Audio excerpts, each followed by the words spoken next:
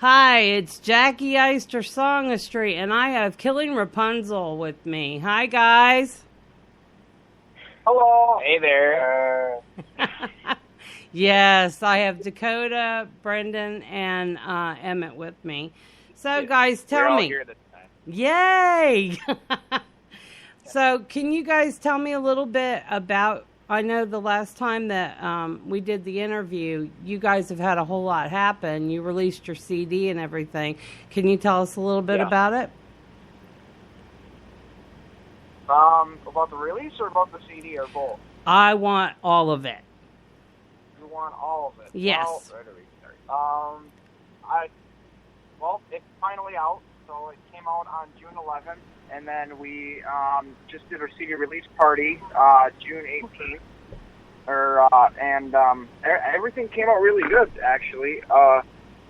The venue that we threw the party at, a lot of people came out. We've had people come out from like Madison, Wisconsin, driving 3 hours to come see us, and it was an eye opener to see that people actually are putting that old our friend Sammy, we used to be in a band with. He lived in Oregon, and he came all the way from Oregon to come see us, which was really, really cool. So, but yeah, it was. I think the CD release party kind of opened our eyes and realized that this is something really cool that we've done to definitely push a little bit more of the 80s-ish style to the older generation and to the younger generation too. So, overall, I think the CD release party came out really good. The release is coming out really good, and as far as I know, we're selling some records. So it's nice to see that within the last couple of weeks, we've sold more of our debut album than we've sold our EP in the last 2 years. So, that is awesome. I'm so glad to hear that. Wow. Now, can you tell me, I know the last time you guys got the chance to talk a little bit about the song, but can you tell us a little bit about the songs that you have, even if you pick a couple of them, that you could tell us about the writing of it and, how you went about writing it and how it came to be? well, Brandon, I think you got this one. You go ahead. Did you want to describe it? Describing how we write the song. We'll start out with that. Well, Okay. typically, whenever we practice, which is any time from, once a month till like every single day for 3 weeks straight, we really don't have a schedule that stays consistent. But every single time we're all in the same room, somebody will come up with a riff, and then we'll just go from it and write like half of a song, and then Dakota or Emmett will whip out their phone and then start recording and throw it in the middle of the room. And then that's kind of it. Wow. Okay. Well, I know we learned how S&M came about, which I have to honestly say, I actually got a couple emails that my girlfriend was laughing. She said, did he say what I thought he said? I said yes. And we got a kick out of that because you guys, we never thought of, anybody your actual age that would think about anything like that. So, we all got quite a kick out of it, and it's a great song. So, can you tell me a couple about a couple of the other songs that you guys wrote, and how you went about writing them, and what are they about? Am I allowed to swear on this? No, we're gonna keep the swearing down, please. That just makes it easier because we use. It's just the easiest way to describe it, but I'll okay. my way around it. If you have to say it, go ahead. I don't have to. It's just easier because then I have to use like 17 less words. But no, a lot of our songs revolve around like the same three kind of ideas for at least this album, and it's a lot of like people like the older generations, and this happens with every generation. It's not just the one that exists now. It's not the ones that exist before us. It'll apply to the ones after us too. There is always, as long as there is music in the world, and as long as there are teenagers in this world, there will always be oppressive adults hovering over them. Mm-hmm. So there's always going to be an older group of people that are being like, why do you need to do this? Why do you need to do that? Why do you look like this? Why do you dress like this? Why do you have piercings? Why do you have tattoos? You shouldn't be doing this. You should be doing this. Because I may or may not have done this when I was your age, and look at me now. Mm-hmm. I mean, it's all the central. It's a central theme of people that feel like their opinion is valid in every single person's existence that they cross paths. Mm-hmm. Basically, not listening to others where you don't want to see yourself. Yeah, like if somebody tries to give you life advice on something that they have no right giving you life advice on because they aren't in the position that you want to be in life, don't listen to them. Mm-hmm. Like if like in our position, like let's say that somebody that we run into at a show, it's just some random drunk guy. He's like, well, you guys don't need an RV to haul all your crap around. You don't need a trailer that big. You don't need all this. And you just look at him and be like, sir, what do you do for a living? Oh, I'm a plumber. And then you just walk away. Because he has no right, and he has no idea of the complexities of any part of this business. And you're correct on that. Yes, you are absolutely correct on that. Yeah. I've proven that point at every single city that we go to so far. There's always some asshat that doesn't know what the hell he's talking about. Mm-hmm. Hey, swore. And that's not a swear word because it's not an actual word. And that's fine. Compliments of Tom Hook. Yeah, I can see that coming from Tom. Yes, just talking to him for the first time on the phone when I did. But anyway, as far as you guys playing, who plays what instrument, and how long have you guys been playing? Well, Emmett just recently picked up the banjo about a month ago. But other than that, he usually plays drums. Uh-huh. Dakota tries to sing and play guitar at the same time, and I play bass. Oh, well, you guys seem to do that all very well. So, as a band, huh? We seem to do that very well. I think you guys do it extremely well. Extremely well. Elaborate illusion. Now, let me ask you something. With the Close My Eyes Forever, was that, who played on that? All of us. Gilbert. Okay. Touching me. And who's well, it was Tom. It was something that Tom kind of brought up between Kenzie and Dakota. It was originally going to be just like a duet between those two. Then me and Emmett just kind of stopped Dakota and we're like, all right, the original version of this song sucked noodle, so we're going to make it the way it should have been. Uh-huh. So Killing Rapunzel provided all of the musical backing along with Kenzie. She played a guitar line on it. And Dakota and Kenzie did the lyricism. Wow. It came out really good. Because that was actually, when I heard that, I was like, oh my, because that was my favorite song. And I actually used to sing that, so. But anyway, that was back in the ages of old, so. But as far as like touring and everything, you guys are going to be kicking off a tour with your CD, correct? Kicking off a tour.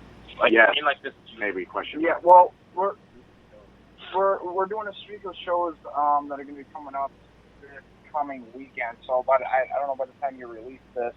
I think we're playing. It's the 24th at the Hijinks. Yeah, 24th at the Hijinks, 25th at. Yeah, and then there's the 26th, which is the Sunday of this month. That's the Red Zone in Madison. Yep. So we're doing that just to kind of push a little bit more in our local area. Okay. But what we're doing is that we plan on going on a full-fledged 6-week tour. I know that we're going to be going out with Once Around for a period of time. It's going to be, I'm assuming, like August, September area. September, October, maybe, yeah. We haven't gotten the official dates yet, but when we do, we will let you know ASAP. So get it out there. Yeah, but other than that, I mean, that's the plan. So the plan is to just take this and take the bull by the horns and keep going. Oh yeah, oh yeah. So what other songs are you pushing besides S&M? What are the other two songs that you're getting quite a lot of radio play with? Here We Are is kind of always been like, a lot of people come up to us and be like, that's your anthem. Like they're like one song that they'll remember, like the chanting the Here We Are part from. basically. That's what, Other than that, I think a lot of people like the song called Victory. Okay. I don't know. Did you get the album, or did Tom send you the album?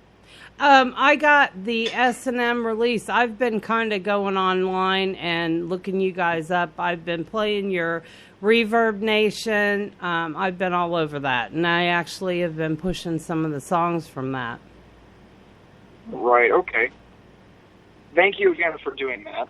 Oh, you're welcome. Are you kidding? I love you guys. I think you're awesome. I think you're going to take it all the way to the top, and that's what I'm really, really hoping for. I want to look on MTV Awards, and I want to see you getting put into the,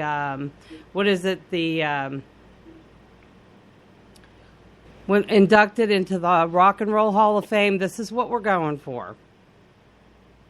I totally agree with that. I would love to. It's definitely in the goal set, and I think it's something that we can definitely all do as long as, we're all working as a team. Same with our fans too. It's a growing thing, and I think the music world is starting to turn around a little bit, and they're kind of getting sick of the same old copy and paste kind of things that are going on. Mm-hmm. And it's not even just in rock music; it's in a lot of other music too. Mm-hmm. That there's a lot of copy and paste, and everything's getting overproduced. And it's not about the artist anymore. It's about the efficiency or the paycheck for the next guy up. And I think a lot of people are starting to get that. They're not really feeling any of the music that's coming out. So right, and I can honestly say that. Now I will say. I know when Frank and I recorded on my last CD that I had, we did do copy and paste a couple of times. And what it was is we were copy and pasting a few of the verses and bridges in because it was something that we were layering. So, but the thing no, understand. That's what I'm talking about when I think of copy and paste. That's why. That's what I think of.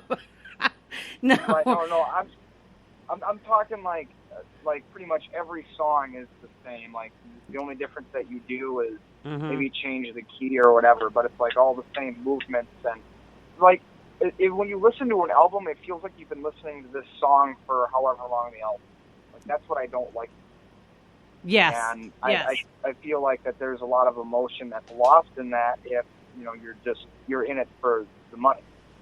Mm-hmm. So that's my view on it. I'm not knocking on any artists in particular. I think there's a lot of good modern artists that are coming out. There's a lot of them that I just recently discovered online that I think are really, really good artists. And not necessarily like overproduced or anything, but there needs to be like some sort of fine line of like what you need to figure out as like, oh, well, that's too produced, or okay, I think that's a happy medium, or that just sounds not produced at all, and I think you need to go back and re-record that. Mm-hmm. Oh yeah, I know that firsthand. I know that with my first band with my ex-husband, we used to just go in and record stuff, and we put out a couple of CDs. We did like a very light mix to some of them and just throw them out there just to see what it was going to do. So, no, I completely understand. And I actually have, if you guys got to hear one of my other interviews with Kenny Young, big-time Southern rock guy out of New Jersey. Wonderful, wonderful player. But he was talking about the same thing because he's in the studio now also. So, as far as you guys go and Once Around, and I've actually been listening because you guys got me turned on to Brother Gray. I guess you guys have played with them? Yeah, we played with them, I think it was at the Red Zone with a band called Hemlock. That's Hemlock. I was looking them up too. I haven't had a chance to get to their stuff because between listening to you guys Once Around, the Brother Gray, and I haven't gotten to Hemlock yet, but I am going to do that. And Kenzie has a band too, also, correct? Yeah. Okay. So anyway, did you guys get to see the new website that my husband put up for Jackie Eister Songistry? I don't think so.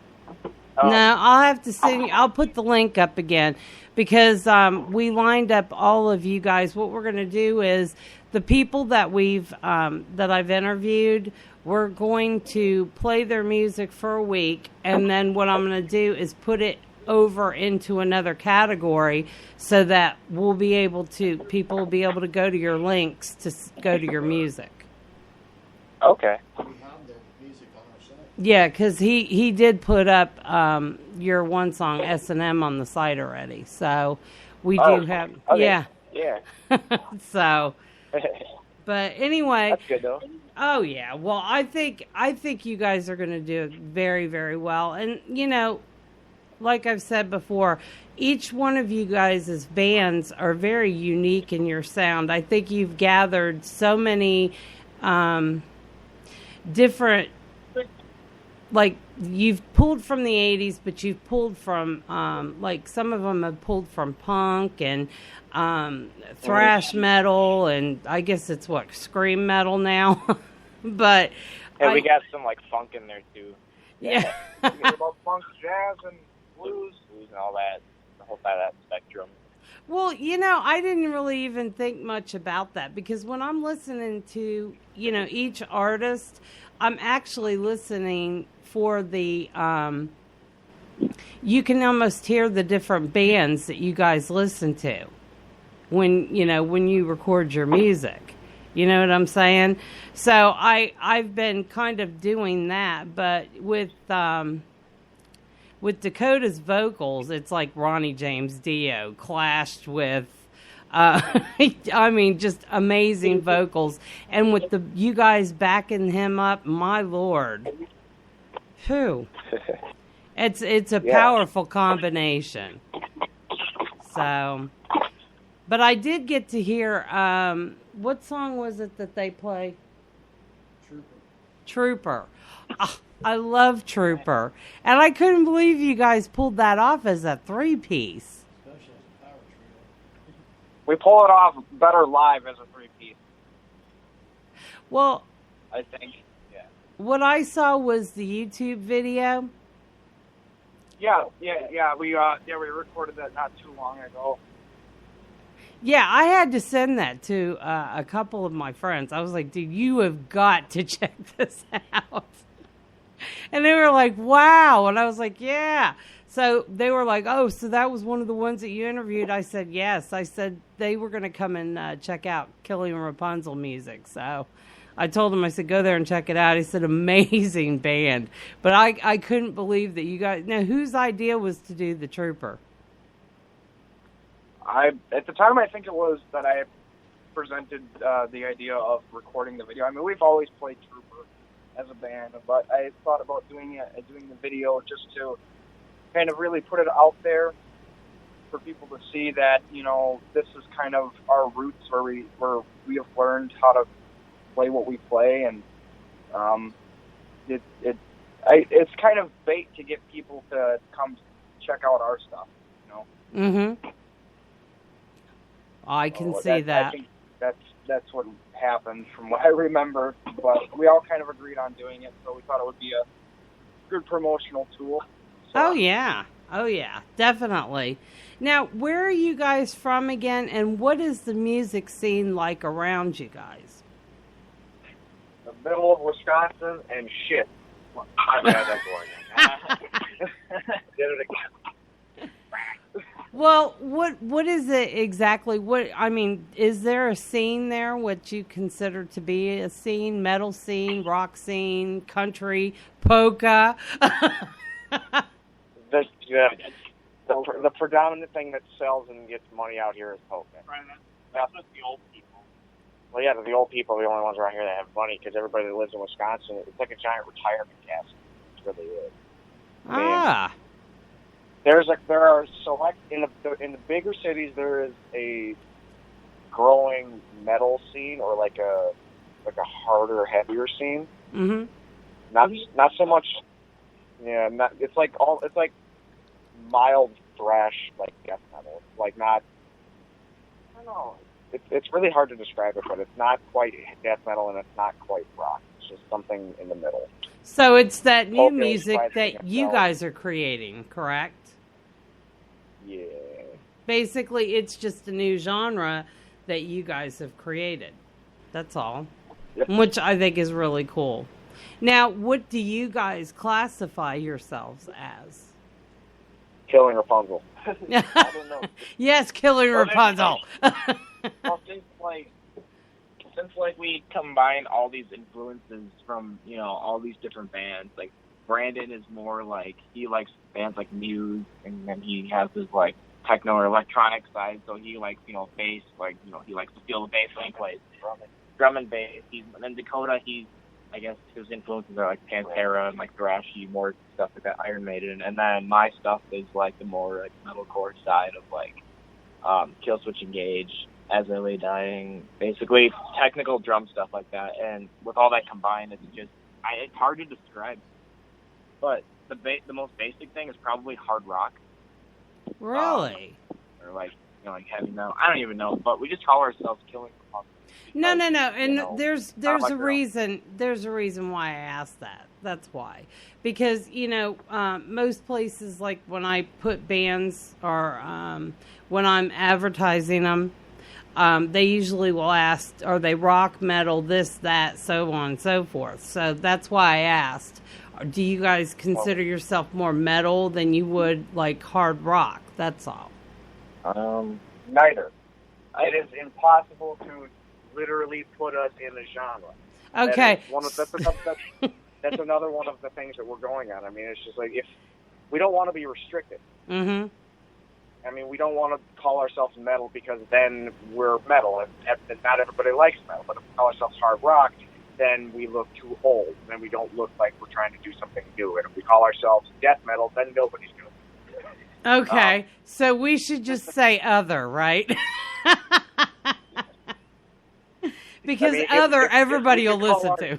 If we could call our genre good, then that would be it. I mean, it is impossible to put us into a genre. Okay. Even if you listen to our music and be like, well, that's obviously metal. One song will be like funk, and the next song will be like more faster, thrashy, and then the next song, it could be reggae. I mean, we could throw like an electronic, like drum and bass line in it for like 30 seconds or half a song, and we've got like whatever we feel like doing. Yeah. Well, you know what? You guys do it very well. Thank you very much for hanging out with me, and I really appreciate what you guys are doing. And I'm glad that the rock scene is starting to come back, because I was starting to wonder. Seriously. Yeah. And I'm glad we have you guys to turn to, and I'm looking forward to pushing your music. And as soon as we have some tour dates or some places that we know you're going to be, I will definitely be pushing that for you. So is there anything else that you guys would like to tell the people listening and your fans and, people that we're going to try to get to come and check out your music and your websites? I guess final words, turn your dreams into gold. Don't let someone tell you you can't do something that you know damn well that you can do. Very good. Very good. Very good advice. Now, what's your make sure you poop once a day? Make sure you poop once a day. Metamucil. It works. All right, guys. Well, thank you very, very much. Now, you guys are with Rind Entertainment, am I correct? Yes, we're with Ryan Entertainment. Mr. Tom Hook. We love him. Okay. And where can people look you up again besides my website? Facebook. Wait, then you're the president. And Facebook, Instagram, Twitter, our website, which is www.killingrapunzel.com. We're also, I think we post some stuff on Tumblr. That's probably it, actually. And Pinterest, that you added us on that now. Okay. All right. Thank you guys very, very much. I appreciate it. And I'm going to be playing S&M again by Killing Rapunzel. Thank you guys for hanging out with me. For sure.